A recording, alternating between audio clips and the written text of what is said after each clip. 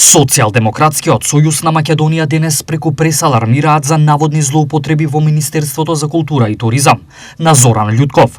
ВМРО-ДПМН од друга страна го посочуваат растот од 7,1% во угостителството и градежништвото. СДСМ денеска алармира за сериозни злоупотреби и скандалозно однесување во Министерството за култура и туризам под раководство на Зоран Љутков. Прво, својот возач го унапредил во кабинетски службеник, само за да зема 30% повисока плата.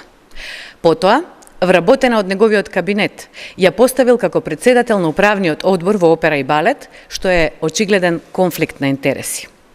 Министерот Љутков потрошил над 50.000 евра за патувања само во второто полугодие од 2024 година.